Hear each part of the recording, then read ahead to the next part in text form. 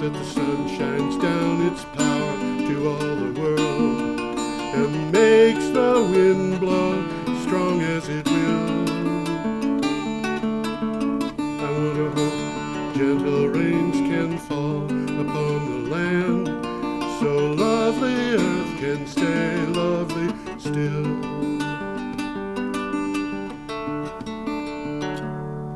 Hello, ladies and gentlemen.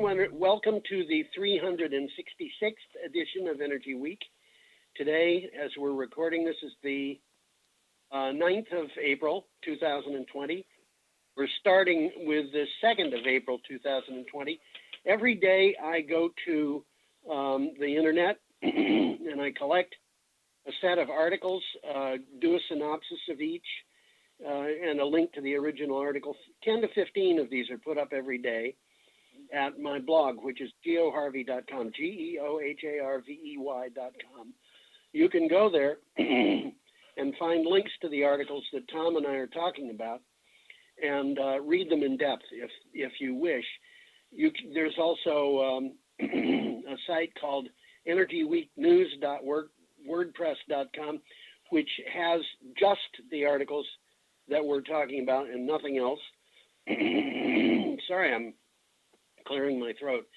And that particular site is linked through the magic of BCTV at its site. So I guess we're set to go, Tom. Well, yeah, we'll just talk about what I do here. So George, as he told you, selects a number of articles. He lets me know in advance what we're going to talk about, so I will read them and make comments or have comments ready to make. And some of these articles are well worth following up, so I'll try and mention some interesting things like a lot of pictures or something like that you may want to look up afterwards and click on the article and examine it in depth. Good. I didn't introduce you properly, Tom. I should have told people that it's me and the amazing Tom Fennell. In the flesh. In the flesh. Okay. Well, we're starting with a picture of a solar array out in the countryside of France. That's what it says. And we have an article from PV Magazine, Australia. Okay, and since it's from Australia, it's done with an Australian slant. But it says Power Ledger, which is the name of a company, to give French customers their choice of energy. Power Ledger, a peer-to-peer energy trading pioneer in Western Australia, unveiled a project that will allow French customers to customize their energy mix. Green energy retailer EK Watteau is partnering with Power Ledger on the project, which is the largest of its type. Well, what's interesting about this is this Power Ledger technology.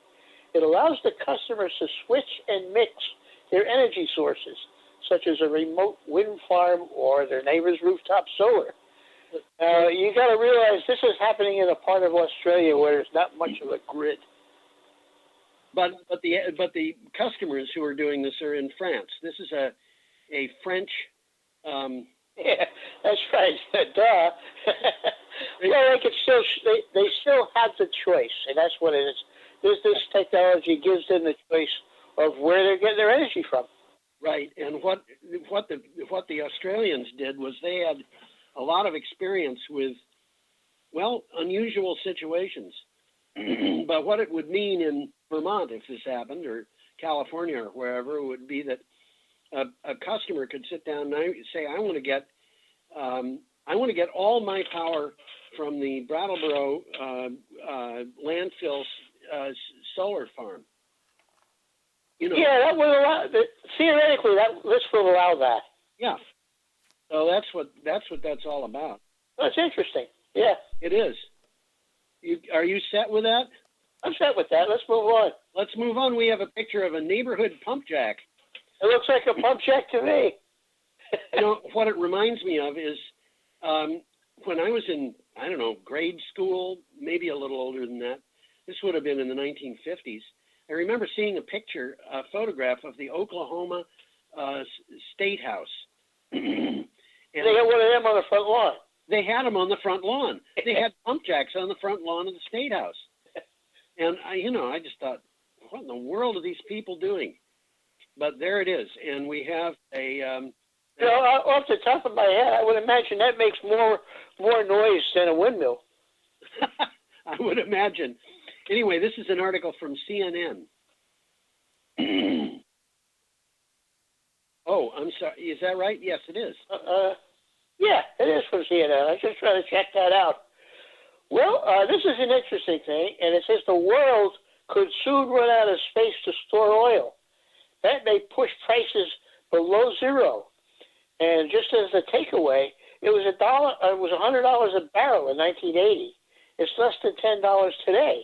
Yeah, it's the price of oil is going crazy. It's very volatile right now. Yeah, the unprecedented. This article, by the way, has some interesting videos on it. Yes, the unprecedented collapse in oil demand has sent crude to 18-year lows, and yet a trade war between Saudi Arabia and Russia keeps the oil coming. With all that supply and little demand, the world could soon run out of room to store the unneeded oil. Well, they're talking about putting it on ships and just leaving the ships floating there full of oil. There was an article that appeared today. We'll talk about this next week. A really interesting article about oil tankers just sitting there waiting for somebody to. It sounds like very much the same thing. It's just a continuation of the same thing. Yeah. Well, there's an interesting thing here is oil producers in some cases have to pay someone just to take the oil. Yes, and we saw that last week. I think it might have been the week before, when one grade of Canadian crude oil was selling for below $5 a barrel, and it was actually selling for a price that was below the cost. Below the cost to take it out of the ground. Yeah, of transporting it. It's crazy, Well, what they're saying here, by May, some 7 million barrels per day of homeless crude might literally have nowhere to go. Right. And the price is trying to go to a level where they force companies to keep the oil in the ground. Yes. And the companies don't want to keep the oil in the ground. But well, they got expenses too, They got to sell their oil to just stay in business. If they don't what a conundrum here. If they don't have any sales, they don't have any cash flow. Yeah.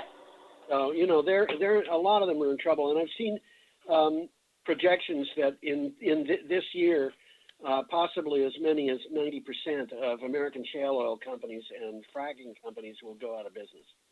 Well, it costs too much to get it out of the ground. Yes. Yep. The times they are changing. Yeah, they are.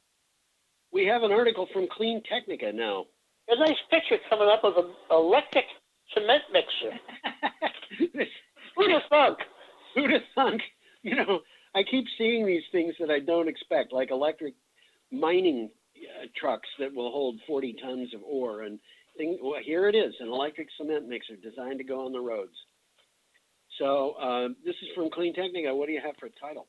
Liebherr, which is the name of the company, releases its first all-electric cement mixer. Yeah, the Swiss construction firm Liebherr recently announced that an all-electric first for heavy-duty construction at sites. Meet the ETM, a 5-axle semi-truck mixer based on the new 670 horsepower all-electric Volvo FM. It's the world's first electric mixer that's 100% electric, and it's 100% off cost. And the reason why they say the 100% thing is that in the past there have been electric trucks that were cement mixers, but they used fuel to power the. That's correct. That's exactly right. Yeah. Just going to say that on a conventional cement mixer, the truck is powered by a diesel engine. Then there's a second combustion engine spinning the drum. But in this particular case, it's the first time an electric mixer drum drive has been mated to a fully electric truck chassis. Yeah. And, this is a big truck. It looks to me. It's big. Yeah, it looks to me like that first axle obviously is the axle that tells the truck to turn, but I'll bet you that second axle turns too. Probably does. I'm trying to figure that one out, because how can they turn the front of the truck without that big drum giving them problems? Well, Really got it worked out. yeah, looking at this thing, the hindmost axle, if you look at it, only has one tire on each side of the truck. I noticed that. Yep. So it's probably retracted, jacked up while the truck is moving, unless there's a real need for it. Yep. But I would say that's right. yeah, but that second axle, I can't see how they could turn that truck without turning the wheels on that axle. So this is a fairly complicated design. Yeah. Do I have any more notes there? I think I read them already. Okay. Well, that means we're up to Friday, the 3rd of April. Wind turbines in Spain. That's the picture. Isn't that a lovely picture? It is nice. Yeah, the thing that makes it nice, though, is the sky. I have to admit. Well, what it says is Spain's renewables share hits 50% in March. Now, that's interesting. Yep, this is from Renewables now. Renewables generated 50% of Spain's electricity in March and 44.7% in the first 3 months of the year, according to the latest estimates by the Spanish grid operator, Red Eléctrica de España. Spain has been under a stay-at-home lockdown since March 15th to slow spreading coronavirus infections, and that, of course, has reduced demand for almost all energy. Yeah, we're in some strange times, I think, right now. Well, demand for the first quarter of 2020 declined by 30%. Yeah. And this article has lots of numbers in it for geeks. If you're a geek and you like numbers, this article's full of them. One thing, as long as we're talking about the coronavirus here, I've been reading about the need for America to be ready for a pandemic, probably for 40 years now, or 50. And why are we not ready? We had the warning. That's a very good question. We had a warning that it was coming 2 months before it did. We've had all sorts of warnings. We've had people talking about this for years. Absolutely. And, it's not entirely Donald Trump's fault that we weren't ready. I could blame a bunch of other people, but nevertheless, we were not ready. And you know who I really blame, Tom? I blame Ayn Rand. You're gonna have to explain that one. Well, Ayn Rand, of course, was the person who came up with the idea of objectivism. Greed is good. Greed is good. That's right. And so everything is about the bottom line.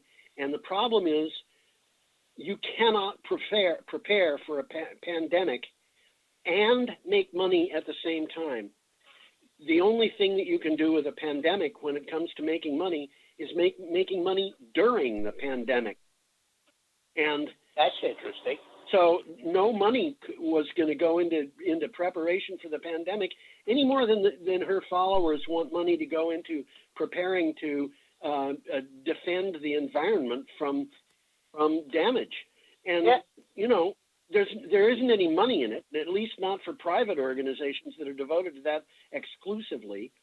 They have to get their money from the government, and the Ayn Rand followers don't want the government to spend that money. They basically have an idea that if you're not making a profit on something, it isn't worth doing. Exactly. And of course that means prepare for a pandemic? No, there's no profit in that.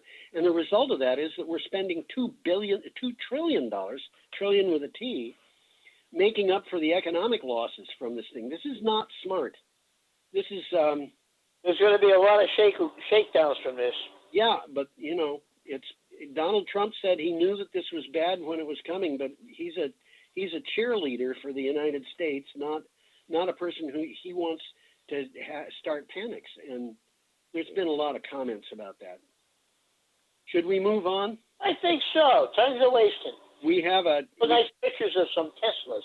We have a picture of a Tesla Model 3 and a Tesla Model Y, and an article from Clean Technica. Why are they talking about Tesla? Well, because Tesla has had the best ever first quarter. They sold 102,000 vehicles. They produced 102,000 vehicles.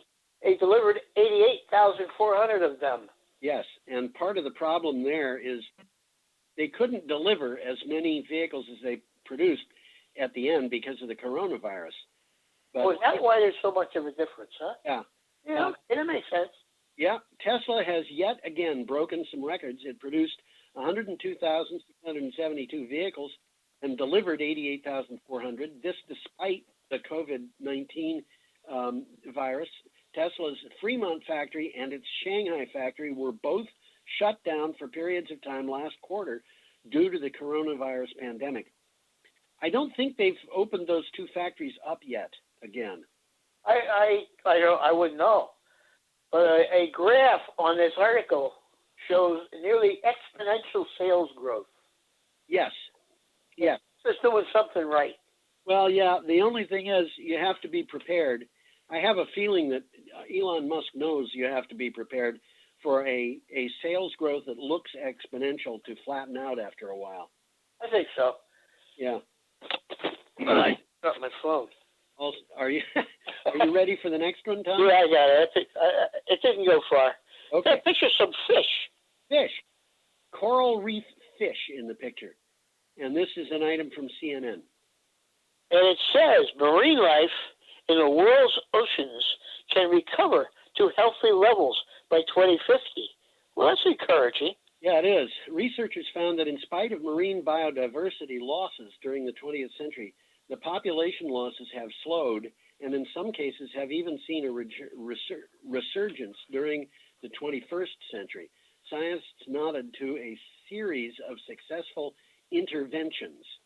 Again, this is something where you have to make money or it has to be done in the public interest, or public good. Well, it's what they don't say it quite that way, but they basically are saying a substantial recovery, their words, could be achieved within 2 or 3 decades if pressures on the world's oceans, including climate change, are addressed. Right. And then it says the important part of it here, time is of the essence. Time is absolutely of the essence, no question about it. Yeah. So, do you have notes on that, or? That was the note. Okay. That means we're up to Saturday, April 4th. And we got a picture of a convenience store. We do, a Sunoco convenience store and an item from Clean Technica.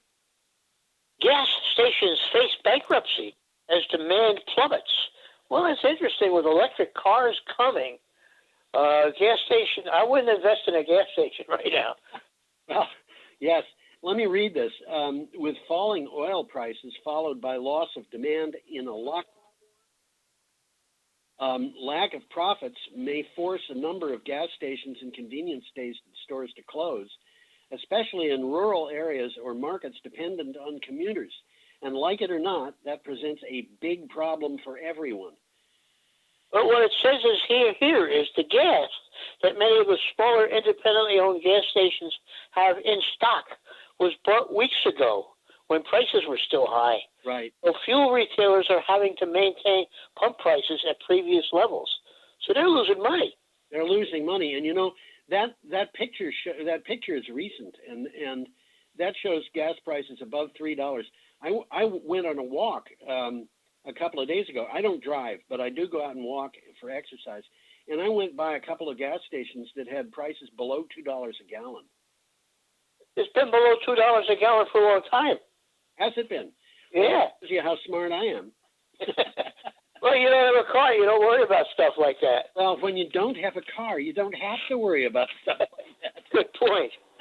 You know, I have been, there have been a number of times in my life when I just decided that cars were so expensive, you know, and at one time I had a good job, paid well, doing software engineering in Massachusetts. And I was only about 3 miles from my job. So I decided that I would walk every day both ways. And the amount of money that I saved turned me from being, a middle-class person. It felt like I all of a sudden was rich. When I lived in New York City, I figured out it wasn't economical to have a car. Oh, boy, is it? I stopped having a car, and about 3 months later, I bought another car because of the convenience. Yeah. Okay. We got a picture here of the coal strip plant in Montana. That's right. And that's just a coal mining no, that's a power operation. They're not mining there. Yeah, that's power operation. Yep. And this article comes from Bloomberg Environment. Okay. U.S. coal likely to be spared as demand dims in 2020. So the coal, we're going to be able to save the coal. Yeah. Coal producers' revenue will largely be spared this year. That is to say that coal producers' revenues will probably not go down this year, not much, despite the coronavirus reducing consumption. That's just this year. Just this year. Coal companies have supply contracts, and utilities are still buying the coal, even if they don't need to burn it. But prospects for 2021 look far more dire. I think they do. As much as 90% of the 2020 power plant coal is already committed. That's just what basically they're saying. Yeah. Electricity generation from coal is expected to decline. Duh. Next year, inventories could be through the roof. If you have excess coal, it would be very difficult to sell.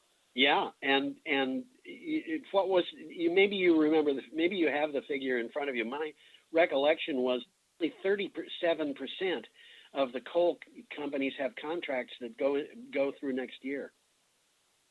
I don't remember that, but the time's coming where they won't be able to sell it. That's for sure. I think that's true. Yeah, absolutely.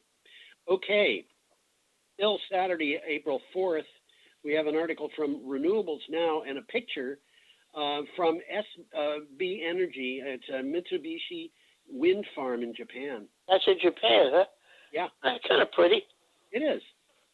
Yeah. I don't find wind powers that objectionable. I don't either. You know, my son, Jeffy, went to, he was driving through, I think, Arizona several years ago. He told me, he came back here and he said, you know, those wind turbines are dangerous. And I said, what do you mean? And he said, well, he was driving down a road, went over a hill, came down the other side. There was a big wind farm in front of him, and the turbines were just slowly spinning around and around and around. And he watched those turbines as he went down the hill. And he got hypnotized. He noticed that the car was making a funny noise, and he looked down. He was going over 90 miles an hour. He did get hypnotized. Yeah, he got a little hypnotized, I'm afraid. But well, it says Toyota and Chubu Electric to form a renewable power venture. This is interesting. It is indeed. Japanese carmaker Toyota Motor Corporation is to create a green energy unit to acquire and manage renewable energy plants and supply it with power. They're all using it themselves, or they're using it all themselves. Yeah. The company entered into an agreement with local utility Chubu Electric Power Company to set up Toyota Green Energy LLP. They're buying up wind farms and solar farms and using that electricity for themselves.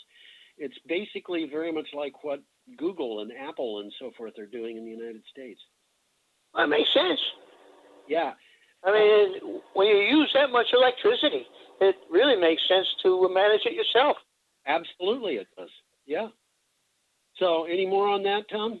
Well, the Toyota Environmental Challenge 2050, that's their words, aims to cut the environmental impact from automobiles to as close to zero as possible. Yeah, and in order to do that, they're going to have to move away from fossil fuels altogether. I think so. Yeah. I think so. Well, we got a picture here of an Appalachian coal, I guess it's a slurry pipe. It's what it looks like. I was puzzled about that. I couldn't find a good explanation of it. No, the article doesn't explain it. The article's talking about underground coal. Yes. Underground coal mine, Appalachian coal. Well, we'll talk about that. Appalachian coal communities brace for coronavirus. They'll wipe us out. That's what they're saying. That's what they're saying. This is from Huffington Post. At least 1 in 10 underground miners has black lung disease, according to Centers for Disease Control and Prevention. But experts say the actual number could be higher. The thought of adding coronavirus to their problems is terrifying to these workers. The pollution that you get in a coal mine is severe. It's largely big time. And then, of course, you've got other people who are at risk who are people in areas with, you got funny noises going on, Tom. Yeah, I'm hearing them too. Not happening here. It's not happening here. We've got a gremlin in the telephone line, I guess. Sounds like it. The people who live in areas with high air pollution and people who smoke are very much more susceptible to problems from this coronavirus. And I think we're going to touch base on that again before the show's out. We're going to be getting back to this for quite a while in the future, I think. There's an interesting video on this site. Yes. And the takeaway here is miners with black lung disease, which is scarring of the lungs caused by years of coal dust inhalation, are at high risk of suffering from the coronavirus. Right. As the lung scar, it becomes harder to breathe. Yeah, and unfortunately for these people, going underground means that they have to be in close contact with each other, which means that social distancing is not really an available option. Well, they didn't even touch base on that one, but that's true. Yeah. They're really basically talking about people who have already a hard time breathing, getting hit by something that's going to make it worse. Yes, and that's a problem. So, are we moving on? Yeah, we got a picture of some rooftops in Perth. Interesting picture because almost every house in that picture has rooftop solar. Yes, that's right. That is right. Okay, this is from Renew Economy. And what it says is Western Australia, which is a big state in Australia, puts community batteries at the top of a new energy roadmap. That's a good idea. Yeah, I think so. Western Australia is, which they call WA''S, WAS. Oh, do they? Yeah. Well, you know, the Australians also refer to their country as Oz. Yes, I know that. They always spell OZ.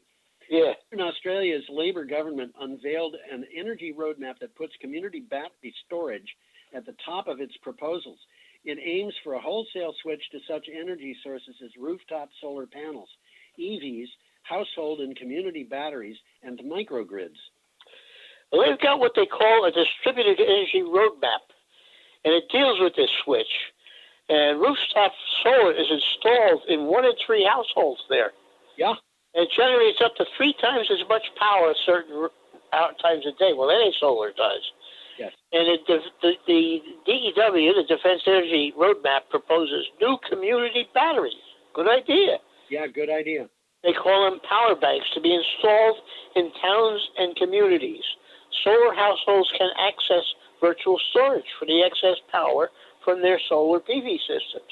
Yep, which all spells a lot of income for places like Tesla and BYD and Sonnen and the other big battery makers. It does that, but it certainly makes life easier for the people living there, too. It sure does. And, you know, when I say that, I want to point out, dealing with climate change, you know, people who oppose dealing with climate change, and there are plenty of them, say it's going to cost too much. There's a flip side of that argument, which is... Don't deal with it, it's going to cost too much. Yeah. But dealing with climate change is the biggest business opportunity that has ever happened. Okay? Never thought of it that way. Yeah, it is a huge business opportunity. And guess what? It would seem it would be. Huh? It would seem that it would be. Yeah, and dealing with it is going to make everything cheaper. You know, why don't we do that? Well, it's because there are certain people who are banking on and have literally banked on, because they've got investments in fossil fuels. And they, by the way, have got the ear of people in Washington because they've bought it. Yeah. Money talks. Money talks. Okay, any more on that?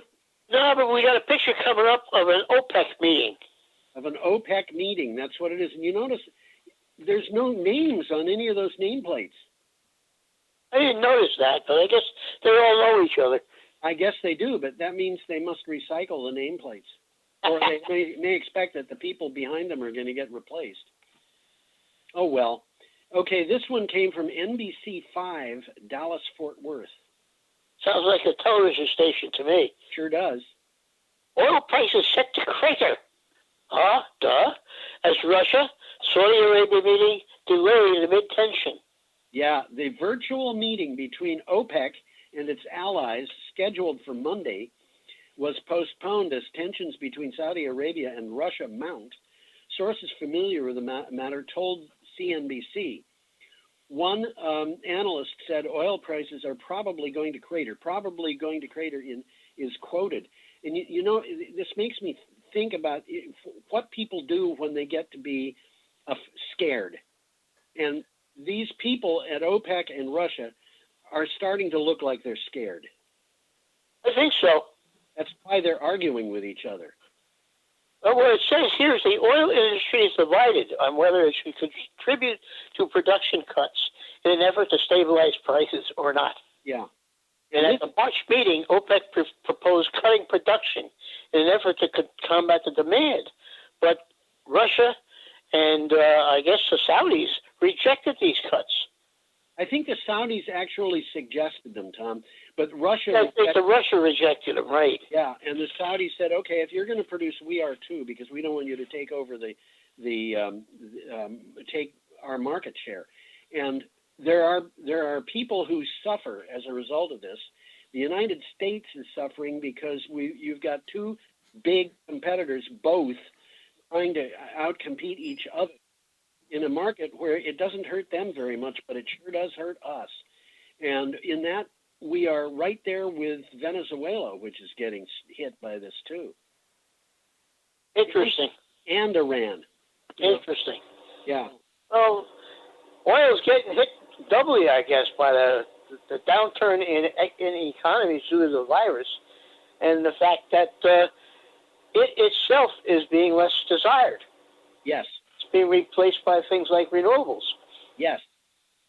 Yes, and you know, I think it was it last week that we talked about renewables having 72% of all new generating capacity in over a year period was renewable. How funny you should mention that, because we're going to talk about something very much like that right now. Maybe I was thinking about that for this year. Oh, yeah. Renewables surged by 176 gigawatts. 176 gigawatts. 2019. Here it is. I hadn't even saw this. And you know, I didn't think about the fact that it could be the next article we were talking about. It isn't last week, it's this week. This is from Renews. You've already read the title. I'll read the synopsis. The renewable energy sector added 176 gigawatts of generating capacity globally in 2019, slightly lower than the 179 gigawatts added in 2018, according to a report. However, new renewable power accounted for 72% of all power expansion last year, according to the International Renewable Energy Agency's data. Interesting. Solar and wind accounted for 90% of new additions in 2019. Yes. 90% of all new power generation was solar and wind. Of all renewable generation. Of the renewables. Yeah. 65% of all generation. There you go. And the renewable share of all global power capacity now is 34.7%. And it's going up. It is surely going up. It's going up. Yeah. Well, why pay for power? Why pay for fuel when you don't have to? Well, there's another side to this too, Tom. You know, if the price of oil goes negative, it's still going to be more expensive to produce electricity using fossil fuels. And the reason for that is because the mechanisms that are used, you know, consider the difference between a solar farm and a coal-burning power plant.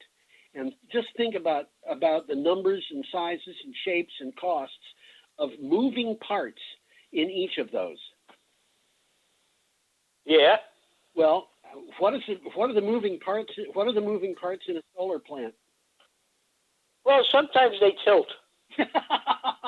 That's right. Sometimes they tilt. This is not a lot of work that's done. What are the moving parts in a coal-burning power plant? You got all kinds of things, and they're gigantic. And starting with the guys who shovel the coal. What's that? Starting with the guys who shovel the coal. I wonder if people do that anymore. I doubt they do it much. Not much. All right. Got more? Look at that with the steam locomotive. Oh, I used to love those steam locomotives. You know, I lived outside Chicago when I was in kindergarten through fourth grade. And it was so disappointing to me. I think it was 1953, the Chicago city council decided they weren't going to let steam engines into Chicago anymore, and that meant we'd have, diesel engines or something like that. They're not anywhere near as exciting. Oh, they're just Wow. yeah, they are. Plus. They make noise, but the noise isn't interesting. Steam engines, they're beautiful. Yeah, steam engines. Well, when I was a kid, they scared the hell out of me, but they fascinate me, really. Yeah, and this is early 1800s technology. Look what the heck they accomplished. Well, steam engines are a little bit obsolete. In fact, they were in 1953.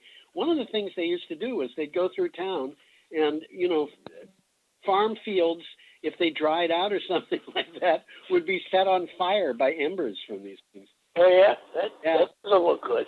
No. Okay, we are up to Monday, or actually we're on Monday, April 2nd. We're in the middle of Monday. We got a picture here of Governor Cuomo. We do indeed, and an article from Clean Technica. I like this guy. I think he's a pretty smart guy. He could be president one day. He could indeed. And by the way, his brother, Chris Cuomo, who is a television personality who talks about various things, has the COVID-19 disease, and he's does he? Yeah, he's doing his regular shows from the basement of his own home, and he's trying to isolate himself from his family. So, tough. Here is an article from Clean Technica. New York governor. Well, there's a picture of Cuomo. World's 11th biggest economy. I wonder what that is. Pitches renewable energy for COVID-19 recovery. Yep. New York State would, by some measures, be considered the world's 11th largest country if it were an independent, 11th largest economy if it were an independent country. On Friday, April 3rd, New York announced the passage of enabling legislation for its new clean power plants. Well, the article says here is that some key states are taking action to accelerate the renewable energy plan, virus or no virus. Yes. New York's Clean Power Plan makes the connection between renewable energy and economic recovery from the COVID-19 crisis. Which I think is a valid thing to point out. I think it's more than valid. I think they should. It's a very serious thing to look at. Oh yeah, absolutely. And in New York, it's incentivizing renewable energy projects that repurpose abandoned commercial sites, brownfields, landfills, former industrial sites, and other abandoned or underused sites. That makes a lot of sense to me. Actually, if you think about it, if you had an abandoned coal burning power plant in your community, Northampton, Massachusetts did this not long ago. You put solar panels or wind turbines or a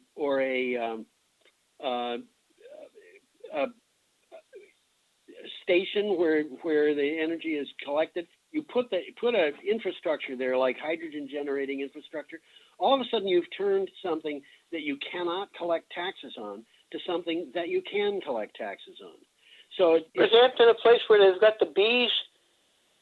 Where they've got the what? Bees. Bees? Yeah, one of these places down in nearby Massachusetts put up solar panels, and they've got beehives all around. Right next to Route 91? I don't know if it's right next to Route 91 or not, but okay. We talked about it on the show. This one used to be on the coal-burning power plant was right next to Route 91. Yeah, I know that one, yeah. Used to see all the big coal cars there. Yeah, and this is something that bees, by the way, is a great thing to have under those solar panels. It's a great... They're for fertilizing the flowers that are growing underneath the panels. That's right. And providing honey. Exactly. This is something that and fertilizing the flowers not only below the panels, but they'll go 3 or 4 miles out into the field. Adjoining farmers' fields, exactly. Absolutely, and the bees are in trouble. So, it's a good combination. It is that. Should we move on? Yeah, we got one coming up here from PV Magazine Australia. We do indeed. Those Aussies are still at it, aren't they? They are indeed, and they had a huge jump in employment last year in renewable energy. jobs. And Australia. yeah, and this is despite the fact that the federal government is working as hard as it can to keep coal going and prevent renewable energy from displacing it. That's kind of stupid, but it's politics. Yeah, we have a picture here of an SMA service vehicle. I think you're going to explain what that is. I will have to do that. Well, the article says curtailment and queuing to end. SMA helps soothe West Murray woes. Okay. Not explain that one. Right.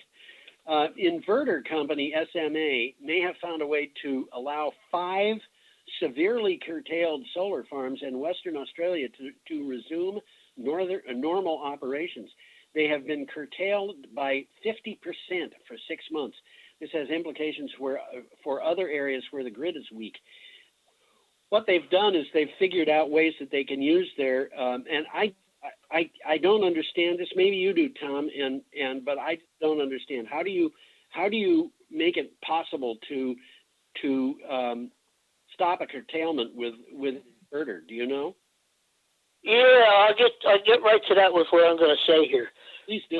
Disturbances to the grid, such as lightning strikes or bushfires, can trigger uncontrollable voltage oscillations, which threaten its stability. Yeah. So this threat was deemed too great for the group to continue generating at full capacity. So they told them they had to curtail. Okay, right. So SMA has developed an inverter-based solution, which they don't explain. Yeah. But the interview here, this is a long article and it's mostly on an interview. It goes into details on how it works. And it's kind of complicated because I don't remember much of it. But if you're interested, finding out how this article will tell you. Okay. I'll tell you what it reminds me of, which is much easier to understand. It's an interview that I did, maybe a year or two ago about battery storage at utility battery scale battery storage. And the company that I was talking to was designing battery storage for, I think it might have been Abu Dhabi. It was somewhere in the Emirates. It might have been for the big solar arrays that they're putting there. But they said they could actually save a lot of money because the transmission lines were going to be 80 miles of cable that were intended to carry 500 megawatts, and that required a huge amount of copper. But you can cut that copper out if you can reduce the power going through that to maybe 180 megawatts, reduce it by 2/3, which you can do if you put a battery at the solar farm and use most of the farm's output to charge store in that battery. And then it means that the electricity arriving at the city is operating almost 24/7.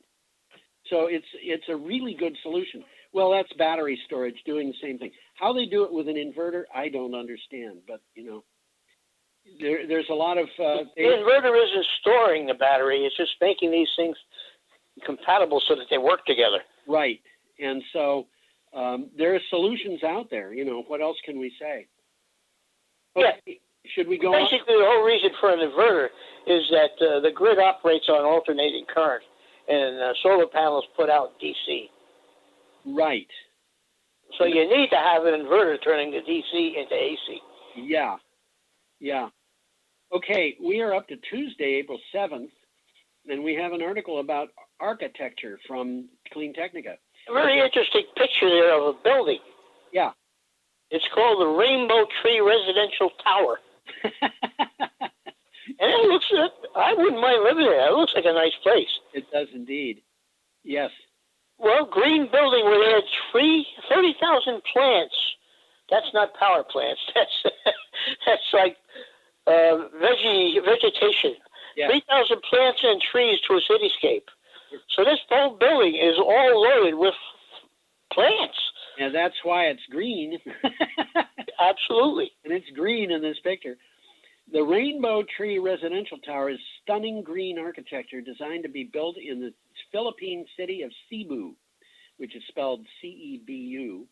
Its architect claims that once or if built, the 377-foot timber tower, and timber here is important too, would bring more than 30,000 new plants, shrubs, and trees to the city skyline. they're building these skyscrapers now, many stories tall. This thing is probably 36, 38 stories. They're building them out of wood. They were never able. That's exactly. I was just going to say that. Yeah. They've now got wood capable of doing that. Yeah, which is not wood straight from the tree. It's wood that. It's kind of an elaborated form of plywood. Yes, it is laminated, and it's laminated for strength. Exactly. And we actually had people. We've talked about this. Yeah, we've talked about this. We've seen pictures of it years ago.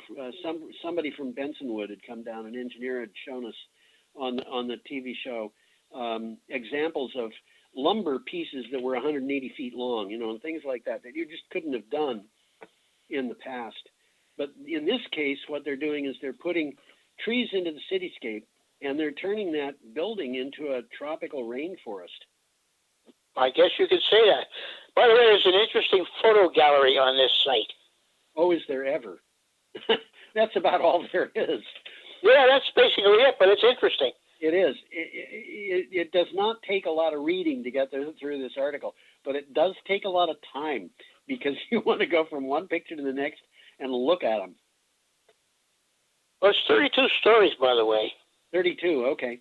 And it says the architects have incorporated a number of design solutions for heating and cooling that are not only passive but carbon neutral. Yes. And it goes into that. It's kind of complicated, but there it is. They got their thinking caps on. They do. Okay, our next article is from Laramie Boomerang. Bingo. Don't have very many articles from them, and we have a picture here of the Eagle Butte mine. That's what it is. Coal production falls again, and that mine is a coal mine. It sure is. Coal production across Wyoming continued to tumble over the start of the new year, with the first quarter output setting a 2-decade low. Data released by the U.S. Energy Administration shows Wyoming coal mines produced 54.6 million tons, a drop of 10.8 million tons from last year. And I will point out that Donald Trump has not been talking about coal very much recently. Not very much recently. Well, many utility customers have turned their back on thermal coal. Yeah. They're looking for less expensive power sources like natural gas. And guess what? Renewable energy. Yeah, and renewable energy is beating out natural gas. It's starting to do that, but it's got a long ways to go. It does, but I think that natural gas plants are just not going to be built anymore 2 years from now. I think you're right. That soon. And then, of course, we've got to use up the plants that we've got to some extent. Okay, should we move on? I think so. We've got an article now from Clean Technica, and we've got a graph. It's an interesting graph to analyze. U.S. power plant capacity additions. Go over it real quick. Go over the graph? Yeah, can you? Yeah, I can do that. There are a few of these columns. The columns represent years.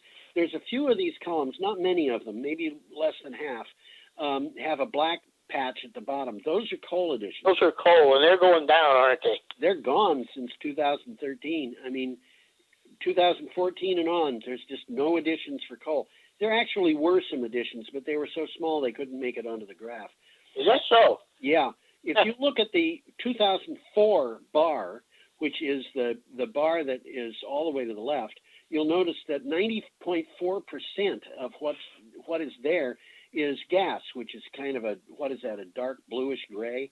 Yeah, it's kind of confusing because it looks black, and the black is so small you can't even see it. Yeah, the black is, if you look at 2010, you can see the coal at the bottom, 16.3%, and that's black, where the natural gas looks almost black. In 2004, it was 90.4% of all additions. And if you look, it's been down and up and down, but it's never got back to that. And, they probably put more in 2018 because the total additions, that white line running through the middle, is the number of gigawatts actually added. And coal, the natural gas may have had bigger additions in 2018 than it did in 2004, but in 2004 it was a much larger percentage. And what's happened here is that starting in 2005, you can barely see it. 2006, you can see it. The first time it gets a number on this graph that I can read is 2010, when it's 2.3% big solar, 3.8% small solar. You can see that solar is expanding a lot across the top, and then the light blue in the middle is additions of wind power. And what is happening? Really changing. Yeah, what's happening now is I'm seeing more and more natural gas plants that are going that are ceasing operations. You can get this at the Federal Energy Regulatory Commission's website, and I'd have to provide people with a path. I don't remember it offhand, but more and more natural gas plants are retiring, and fewer are set up to come online, and the drop is very fast from 2018. So I don't think we're going to see an upward tick in 2020, and I don't think we're going to see much in the way of upward ticks after that, because the orders for natural gas plants are just kind of... They're tanking. They're tanking, that's right. Let's read what the headline says. Yeah. New power generation quarterly, annual updates for 2019. Well, we talked about that, so... Yeah. This is from Clean Technica. Federal agencies track new power plant construction, but they have overlooked rooftop solar capacity. So the ILSR publishes annual and quarterly reports that compile data from the Energy Information Administration and, together, the Solar Energy Industries Association. And the purpose of this compilation is to account for, if you look at the graph, you'll see renewables. Well, not just renewables, but that area at the top of the graph where you see a dark orange for solar, big solar, and a lighter orange for small solar. Yeah, two different solars. That's right. The Energy Information Administration's methods of looking at of accounting for solar power never accounted for that orange section. And now it's adding this orange section, which is significant. It is significant. If you look at 2011 and 2012, in actually 2010 also, it was more than the utility scale going in, and in 2011 it was double. But even today, it's like 16% in 2019 was unaccounted for, and 19% was accounted for. So when they say that 3% of our electricity comes from solar, what they may be saying is that it's more like 5%, and they're not accounting for 2%. Something like that. I don't know. Well, the reports illustrate the growing influence of renewables. Right.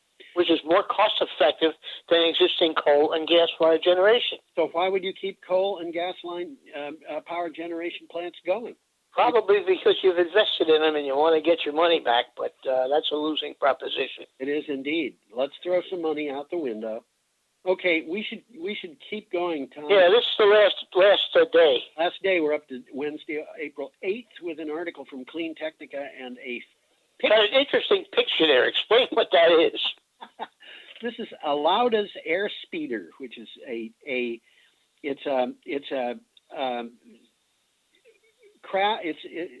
call it an air car. It is an electric vertical takeoff and landing vehicle.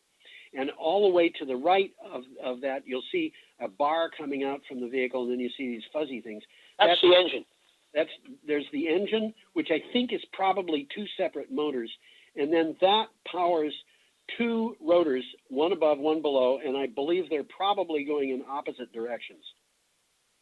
They probably are. Yeah. So there's an interesting video on this. Yes. And it's worth looking at because it's kind of fun. Yeah. But that is a weird-looking thing, and it's even weirder when you see it in operation. Yes, it is. What do you have for title, Tom? What do I have? It's happening. Air speeder flying car company gets a infusion. Lauda's air speeder flying cars are going to happen. What's more, they're going to happen somewhat sooner than later, thanks to a 7-figure round of fundraising. Well, I could use one of those. Lauda's basic premise is that racing improves the breed, so it started with a flying car that can compete in races. Sorry, can't do that. Okay. Well, they're figuring out there isn't any venue for them to race their cars, so they're creating their own. Yes, which is an interesting idea. They're creating a league where they can race these things. Yes, and then basically challenging everybody else to race with them.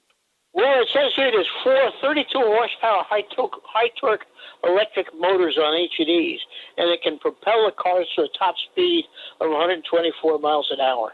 Which is a little faster than my bicycle goes. I think so. You should an interesting picture coming up with some pre-printed homes or print homes. I guess. Okay, this is also from Clean Technica. Icon 3D printed homes for the homeless are now available in Austin. And there's a picture in there of them making one of these houses. They can put it up almost overnight. They extrude it. It looks like it's toothpaste coming out of a tube. Except it's a very big tube. Very big toothpaste. Yeah. Icon has created a unique 3D printer that can create an entire home in about 24 hours using a patented material. Now the company, in cooperation with local nonprofit Mobile Loaves and Fishes, is building an entire community for homeless people in the Austin area. And if anybody is interested in finding out for themselves what 3D printing is, the video in this article will kind of show you. Quite interesting. Yeah. It's costing them $4,000 to build a house. Have any idea how much it costs to build a house in Brattleboro? I have no idea, but I'll tell you something. About $150,000 minimum. It's a different proposition, but houses in Brattleboro are also different houses. I don't think you could do this in Brattleboro without really improving the insulation. Well, I think you're right there, but they are insulated. Yeah. The material that they make them from is an insulator. Yeah. But the roof on these things is made out of plywood. So they have to improve the roofs. They would have to. I mean, if you look at the pictures of the interior, you can see the plywood in the roof areas. Okay, our last piece is coming from Offshore Technology. There's a picture of a pump jack. Didn't we start with a pump jack? I think we did. That was in Oklahoma for what it's worth. Yes. And it says rock bottom, how COVID-19 has shattered the oil. The spread of COVID-19 poses a significant threat to the global oil and gas industry. The increasingly drastic action taken to reduce the spread of virus interferes with many of the key sector's key processes, and uncertainty in the pandemic only worsens the market difficulties. Well, they're explaining that workers have to balance maintaining social distancing while living and working in confined spaces. Difficult to do if you're on an oil platform. Yeah. Quarantines inhibit companies' ability to travel and conduct meetings, and operators need prices to remain steady at above $27 a barrel to generate enough income to cover costs. And as we said earlier, they can't get $27 a barrel. Yeah. The market won't support it. I feel sorry for people who work in the coal industry, and I'm getting to be very sorry for people who work in the oil industry.